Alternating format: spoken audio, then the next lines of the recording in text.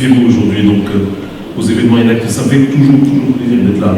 Et encore plus quand il y a des amis, parce que vous êtes tous des amis aujourd'hui, il y a Mehdi, il y a Nader, Kerim, tout le monde est là, toute la tribu Khawla, c'est aussi une locomotive de tête, même, je dirais. La reine des fourmis. Alors, il devait y avoir le ministre avec nous, il s'excuse, mais il y a Lassad, notre ami de toujours qui est là, c'est Lassad Nazrani. Et Madame Lassad, merci d'être avec nous. C'est que Lassad est une figure de l'ENAC maintenant, hein. Tu ne quittes plus et tu vas plus nous quitter de toutes les manières. Donc je remercie mes amis, donc Zied, Giga, qui est là, Neila qui va venir, elle arrive directement de l'avion, c'est ça. Donc elle vient directement de l'avion pour vous parler de son travail. Et c'est appréciable. Neder, qui est là, pareil. Comme des révolutionnaires dans Mataouri, comme dans leur domaine d'activité, vous allez voir. Sandor, merci d'être venu d'Allemagne. C'est la deuxième fois qu'il vient en Tunisie pour nous parler de sa réussite. Kerim, c'est tous des jeunes qui sont passés par le CJD également, globalement. Mehdi, jeune chef d'entreprise aussi. Hein. Oui. Eh ben, tu peux nous raconter ton histoire aussi au passage. Hein. Hardy, qui nous accompagne dans tout ça. Merci beaucoup, Hardy Ostri et la Fondation Konrad Adenauer, avec qui nous organisons maintenant quasiment tous nos événements et qui aussi ne nous quitte plus, on ne te quitte plus de toute manière. Tous nos partenaires et sponsors, l'un d'entre eux est ici aussi. Et Khalid, merci de nous accompagner et j'espère que vous serez encore plus nombreux. La liste s'agrandit, vous voyez que des grands noms. Ouridou, Samsung, Tigeni, Coca-Cola, Youbelbad, GAT. Ah, là, il faut nommer tout le monde. C'est ce que je suis en train de faire. Monoprix, Menat Holding, KPMG, Pfizer, Express FM, Bosch. Il est là, Bosch. J'ai laissé en cite en premier. Et bienvenue à vous tous. Donc, tous les conseils pédagogiques, il y en a quelques-uns dans la salle. Les membres du bureau exécutif du CJD, j'ai toujours tendance à les oublier, mais ceux qui bossent aussi, qui font partie du train. Les membres du conseil d'administration, c'est long, hein, les remerciements, mais c'est très important parce que tous ils travaillent pour que vous soyez là aujourd'hui. Donc il ne faut pas que j'en oublie. C'est moi qui fais ça. C'est moi. Les membres du conseil d'administration, je suis trop près, du conseil d'administration du programme, et les médias qui sont là également, qui nous accompagnent, l'Express FM pour l'occurrence, mais pas que, il y a du Uniscope également, je crois, qui nous accompagnent, qui sont là. La table est là. Voilà, c'est la deuxième édition de cet événement. C'est un événement que j'ai adoré. J'ai adoré quand j'ai vu que Khawla me proposait ce programme. Je suis jeune et je suis entrepreneur. J'ai adoré parce qu'en fait, il n'y a pas mieux que des jeunes qui ont réussi pour parler, pour essayer de vous transmettre cet enthousiasme.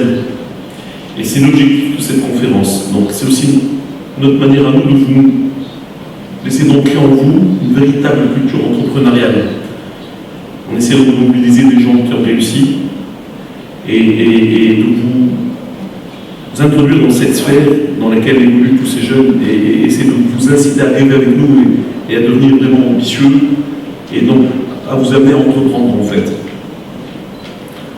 Nous savons tous qu'il y a un écosystème entrepreneurial dynamique est impossible sans audace créatrice. Et cette audace ne peut exister sans justement cet apprentissage d'une culture entrepreneuriale. Et ça commence dès le plus jeune âge. Pour nous, ça commence à l'école.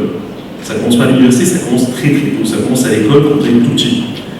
Et c'est une manière justement d'essayer d'infuser chez les jeunes, je dis bien le terme infuser, ces vertus de l'autonomie et de la responsabilisation, de la créativité, mais également de la solidarité.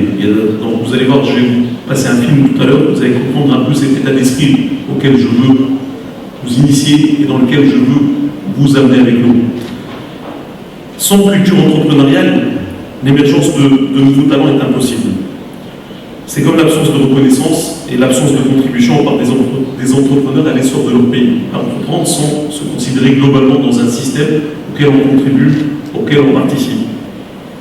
Et là, je cite, nous savons et nous vivons tous les jours Un entrepreneur, c'est un individu qui a le courage de concrétiser ses rêves, d'ignorer les risques et d'utiliser son plein potentiel de créativité pour innover. En fait, l'entrepreneur, c'est l'audacieux parmi les autres.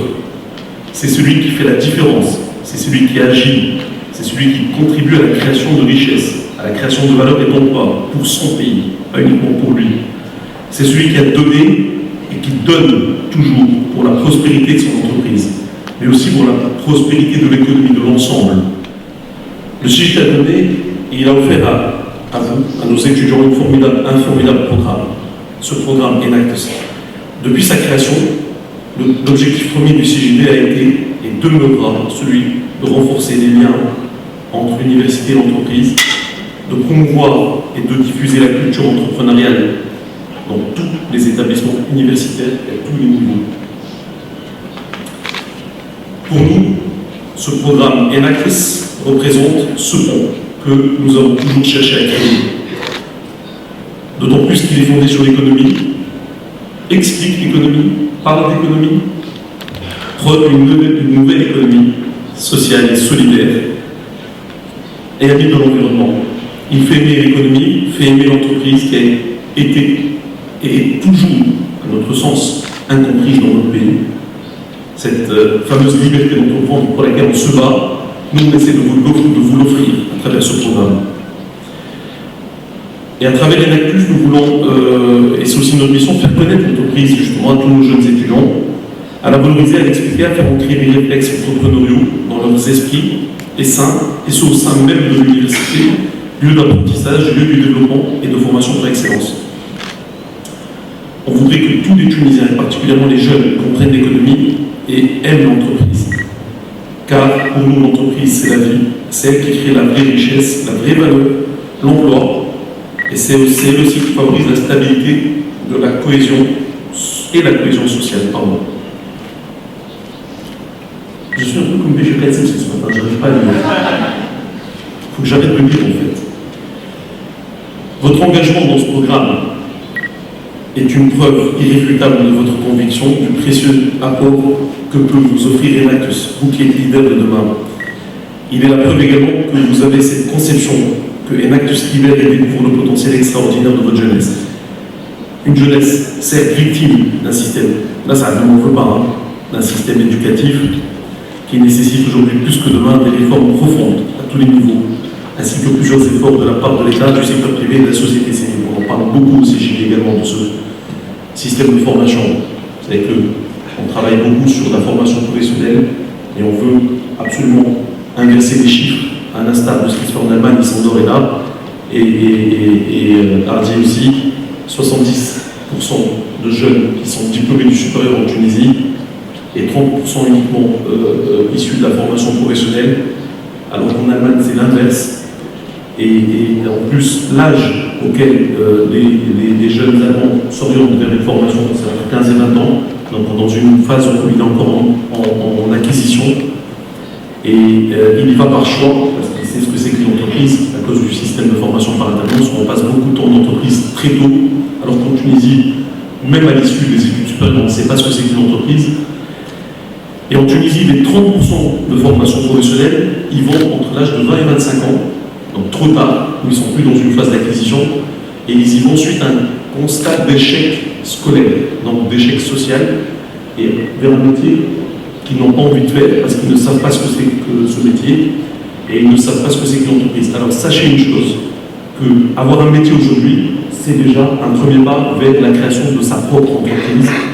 Et c'est 95 à 97% des entreprises tunisiennes sont des très petites entreprises où il y a quasiment 1 à 2 personnes qui travaillent, à savoir la personne qui a créé l'entreprise plus 1 ou 2 autres personnes éventuellement. C'est la réalité de votre pays, c'est la colonne vertébrale de l'économie, et on en parlait ce matin. Notre PME à nous, c'est celle-là. C'est la très petite entreprise, il ne faut pas se le cacher. Il n'y a que 15 000 entreprises de 10 salariés plus en Tunisie. Et c'est pas ça qui va redresser l'économie et donner à elle-même. Alors, et justement, Raoula a trouvé cette définition officielle de l'association des entrepreneurs américains. Je crois que c'est C'est le credo en fait de l'association des hommes. Alors ça m'a énormément plu et c'est vraiment l'état d'esprit dans lequel on s'inscrit et c'est vraiment le message qu'on veut passer. Alors je vous lis un. C'est le credo, c'est ça en fait, des jeunes entrepreneurs américains. J'ai choisi d'être différent du commun des mortels. Je cherche des opportunités, pas la sécurité. Je ne veux pas être un citoyen assisté, humilié et diminué par l'État-providence. Je veux prendre le risque calculé de rêver et de bâtir, d'échouer et de réussir. Je refuse les allocations. Je préfère les frissons du bâtisseur à la quiétude belle de l'utopie. Je n'échangerai pas ma liberté contre un privilège, ni ma dignité contre un bout de papier. Je me tiens debout, fier et sans peur. J'agis et je pense par moi-même. Je jouis du résultat de mes créations. Je peux regarder le monde en face avec aplomb et dire « Cela je l'ai fait ». Il y a marqué avec l'aide de Dieu, je dis seul et avec l'aide de Dieu. Voilà. Donc je vous remercie encore une fois d'être présent aujourd'hui. Je ne vais pas remercier tout le monde, mais je l'ai déjà fait. Et je vais laisser la place tout de suite à la transcription de ce que je viens de vous lire, de ce credo de l'association en cas réel. Merci.